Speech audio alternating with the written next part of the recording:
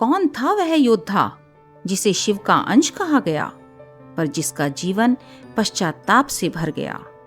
आइए, मैं डॉक्टर सीमा शर्मा सुनाती हूँ आपको उस योद्धा की प्रेरक कथा। शक्ति, ज्ञान या वरदान, ये तभी मूल्यवान है जब उनमें संयम और विवेक हो। आज के युवा के पास भी ज्ञान है, ऊर्जा है, सपने हैं, लेकिन अगर विवेक और धैर्य नहीं है तो सफलता की राह से भटकना सरल है। क्रोध में लिया गया निर्णय चाहे कितना भी न्याय संगत क्यों ना लगे, कभी कभी जीवन भर का पछतावा बन जाता है। गलती करना मानव का स्वभाव है, लेकिन गलती को स्वीकार कर उसका प्रायश्चित करना, यह आत्मबल और आत्म जागरूकता की निशानी है। हमारी आज की कथा भी महाभारत के एक ऐसे ही योद्धा की है जिसके पास था अमरत्व का वरदान, जिसके भीतर था अपार सामर्थ्य, लेकिन जिसने जीवन भर अपने एक निर्णय का बोझ उठाया। एक ऐसी कथा जो जन्मी तो महाभारत के युद्ध से है, लेकिन आज के युवाओं को एक गहरी सीख दे सकती है। यह कहानी है अश्वत्थामा की, एक ऐसा योद्धा जिसने एक भूल से अपने पूरे जीवन को पश्चाताप में बदल लिया। बात महाभारत काल की है।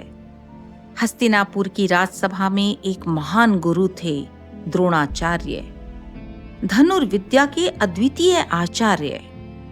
उन्हीं के घर जन्मा था एक बालक, अश्वत्थामा। बालपन से ही तेजस्वी, शूरवीर और दिव्य अस्त्रों का ज्ञाता। कहा जाता है कि वह भगवान शिव का अंश था। उसके मस्तक पर एक मणि थी।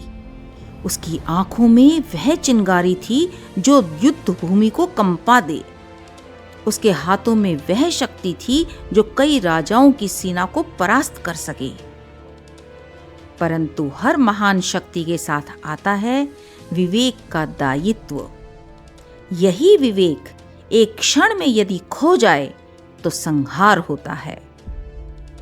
महाभारत का युद्ध पांडवों और कौरवों के बीच लड़ा जा रहा था, जिसमें अश्वत्थामा कौरवों की ओर से युद्ध कर रहा था। उसने अर्जुन, भीम जैसे महायोद्धाओं का सामना किया। वह किसी से पीछे नहीं था। लेकिन युद्ध के अंतिम क्षणों में, जब कुरुवंश पराजय की कगार पर था, एक ऐसा क्षण आया जिसने अश्वत्थामा को इतिहास में अमर कर दिया, लेकिन नायक नहीं, खलनायक की भांति। जब उसने सुना कि उसके पिता द्रोणाचार्य को छल से मारा गया, उसका मन क्रोध से भर गया और बिना कुछ विचार किए प्रतिशोध की आग में उसने निर्णय लिया, रात्रि में पांडव शिविर में घुसकर सोते हुए पांडवों को मार देने का। यह एक योद्धा का नहीं, एक क्रुद्ध मनुष्य का निर्णय था। अश्वत्थामा ने युद्ध के नियमों को तोड़ा। उसने सोते हुए द्रौपदी के 5 पुत्रों की हत्या कर दी, इस भ्रांति में कि वे पांचों द्रौपदी के 5 पति हैं। फिर जब उसे पकड़ा गया, तब भी अभिमन्यु की पत्नी उत्तरा के गर्भ में पल रहे शिशु पर उसने ब्रह्मास्त्र छोड़ दिया। यह कोई साधारण गलती नहीं थी, यह एक पीढ़ी को मिटा देने वाला अपराध था। कृष्ण ने अपने योग बल से उस गर्भस्थ शिशु परीक्षित को बचा लिया और दंड स्वरूप अश्वत्थामा के मस्तक पर सुशोभित दिव्य मणि को निकाल दिया गया और उसे मिला अमरता का श्राप। न मर सकता था, न जी सकता था। वह पीड़ा को जीता रहा युगों तक। कई वर्षों बाद एक बार एक ऋषि ने वन में एक विचित्र व्यक्ति को देखा। चेहरे पर पीड़ा, आंखों में पश्चाताप और मस्तक पर रिश्ता हुआ घाव। वह कोई और नहीं, अश्वत्थामा ही था। ऋषि ने उसे पहचान कर पूछा, तुम शिव का अंश होकर इस दशा में क्यों भटक रहे हो? अश्वत्थामा की आंखों से आंसू बह निकले। उसने कहा, मेरे पास बल था, ज्ञान था, दिव्य अस्त्र थे, पर उस क्षण मेरे पास विवेक नहीं था। क्रोध ने मुझे जीत लिया। अब मैं जीवन नहीं, पश्चाताप जी रहा हूं। अश्वत्थामा की सबसे बड़ी गलती उसका क्रोध नहीं था, बल्कि उसका वह निर्णय था जो उसने बिना विवेक के लिया।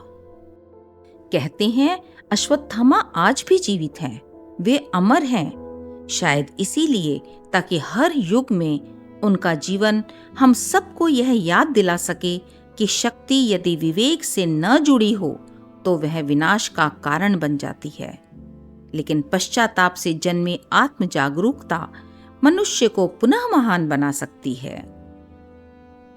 तो दोस्तों, कैसी लगी आपको यह कहानी?